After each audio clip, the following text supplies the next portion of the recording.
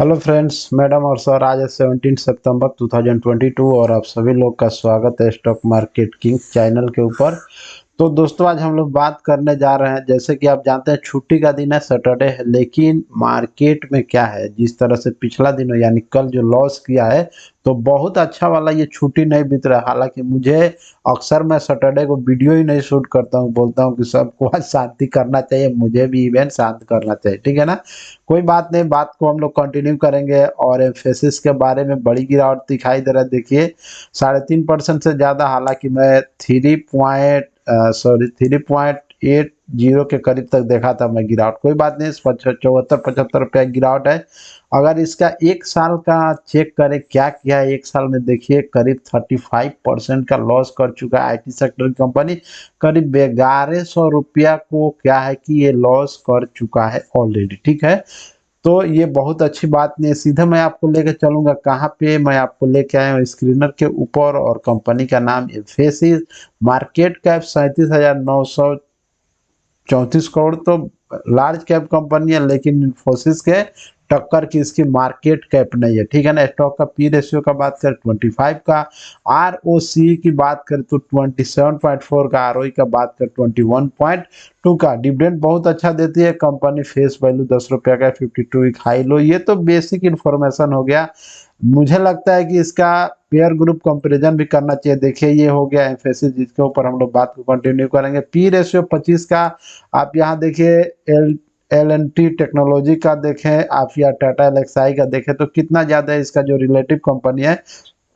Oracle finance service का अगर बात करें तो यहाँ पे आप देख सकते हैं कि इसका कम दिखाई दे रहा है, ठीक है। तो मुझे ओवरऑल जहाँ तक लगता है तो इसका जो है कम ही लग रहा है पी रेशियो, ठीक है। उसके बाद मैं आगे बढ़ूंगा और या इसका कुछ रिजल्ट के ऊपर बात करूंगा। मैं सीधे कई वीडियो बनाया हूँ इस पे।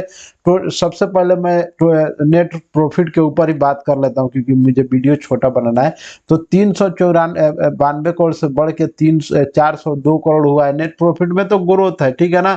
मुझे लगता है इसमें हर जगह ग्रोथ है। ये सेल्स आप देख सकते हैं क्वार्टरली बेसिस के ऊपर, एक्सपेंसेस में इंक्रीमेंट है और ऑपरेटिंग प्रॉफिट में। लेकिन अब सेक्टर जब गिर रहा है ना, तो इनको भी गिरना पड़ रहा है। ये बात एकदम क्लियर कट बात है कि सेक्टर को कोई डिनाई नहीं कर सकता है। उसके बाद मैं आगे बढ़ूंगा और ईयर ऑन ईयर बेसिस के ऊपर क्या चल रहा है वो आपके देखिए मार्च 2021 और मार्च 2022 नेट प्रॉफिट की बेसिकली मैं बात करूंगा ओवरऑल। तो देखिए लगातार कॉन्स्टेंटली, मतलब क्या हो रहा है, इसका ये बढ़ा है, नेट प्रॉफिट में ग्रोथ हुआ है। देखिए 1073 करोड़, 1185 करोड़, 1217 करोड़, 1431 करोड़। तो मुझे ये कंपनी में कोई खोटा सिक्का के जैसा कुछ नहीं लग रहा है ईयर ऑन ईयर बेसिस के ऊपर। बस हमें क्या है कि पेशेंस की कमी हो सकता है। मैं शेयर होल्डिंग पैटर्न पे लाया हूँ, और प्रमोटर साहब के पास अच्छी खासी 55% से ज़्यादा का स्टेक है, और एफ आई आईज भी इसमें अच्छे खासे ये में रखे संख्या में लिए हुए हैं, ठीक है।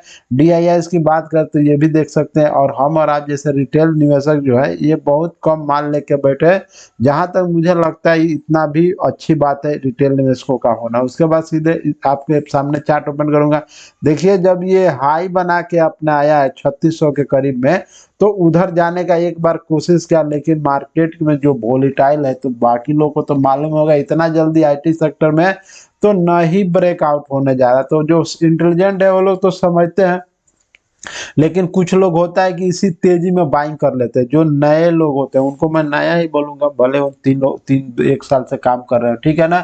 और मैं पहले भी वीडियो बनाया था तो आपको बताया था कि एक बार फिर से ये ओवरसोल्ड में आ सकता है। ओवरसोल्ड के करीब में जैसे 2 बार आया है और गिरावट ही हुआ है, ऊपर नहीं गया, ऑल टाइम अपना लो नहीं बनाया। तो देखिए दोस्तों, जहां तक मुझे लगता है आप अगर इसमें हायर रेंज के ऊपर माल को बाइंग किए तो आपको करीब 35% का लॉस हो रहा होगा, ठीक है ना। ये बात मुझे मानना है। किसी को 20% का, किसी को 25% का, किसी को 5 या 10% का। तो जैसे कि आपको बताया गया था ये सिचुएशन 2008 के जैसा हो सकता है। तो पूरा साल यानी फरवरी से, जब 24 फरवरी को रसिया ने यूक्रेन पर हमला किया, तब से मार्केट में कोई सुधार अच्छा नहीं हुआ है। ऊपर नीचे वोलाटिलिटी बहुत ज़्यादा है, ठीक है ना, अनसर्टेनिटी बहुत ज़्यादा है। तो इसमें आईटी सेक्टर का रिजल्ट खराब आ गया तो इन लोगों का भी बहुत बुरा हाल है। तो ये देखिए यहाँ पे मैं आरएसआई की बात करूं वन डे कैंडल चार्ट में तो 33 का आ गया है, तो ओवरसोल्ड हो सकता है अगर मार्केट में गिरावट होता है। एमएससीडी सिग्नल लाइन को ऊपर जाना था लेकिन फिर से बेयरिश के तरफ आ सकता है, ऐसा गिरावट रहा तो कोई गारंटी नहीं है मार्केट में तेजी है, तो इसमें 4-5% का उछाल भी आ सकता है। शब्दों पर ध्यान दीजिएगा, ठीक है। उसके बाद मंथली चार्ट के ऊपर बात करते देखिए लगातार गिर रहा है। अब जहां तक मुझे लगता है ये 50 डेज का एक्सपोनेंशियल मूविंग एवरेज है, ये 100 डेज का और ये 200 डेज का एक्सपोनेंशियल मूविंग एवरेज है। तो 50 डेज के एक्सपोनेंशियल मूविंग एवरेज के पास तो किसी तरह से सपोर्ट ले लेना चाहिए, जहां तक मैं उम्मीद ही कर रहा हूं, कोई गारंटी की बात नहीं कर रहा हूं। उसके बाद मैं आपको लेकर चलूंगा और इसको वन डे कैंडल चार्ट में कन्वर्ट कर दूंगा, आपको लेकर चलूंगा सीधे एनएससी के साइड के ऊपर और देखते हैं कारोबार कितना हुआ है पिछला डे यानी फ्राइडे को। तो टोटल क्वांटिटी 5,82,000 हुआ है, उससे ज्यादा, और उसमें डिलीवरी उठाया गया 5,40,000 के करीब। परसेंट ऑफ डिलीवरी की बात करें तो 58% से ज्यादा डिलीवरी उठाया गया। तो इस तरह से बेयर मार्केट में बहुत कम, बहुत रियर लोग होते हैं, रिटेल निवेशकों का खास मैं बात कर रहा हूँ, बड़े लोग तो ऑल एजुकेटेड है उन लोग का बात नहीं कर रहा हूँ, रिटेल निवेशक कि इसमें एसआईपी के लिए या फिर एक्यूमुलेट के लिए माल को उठाते हैं, ठीक है।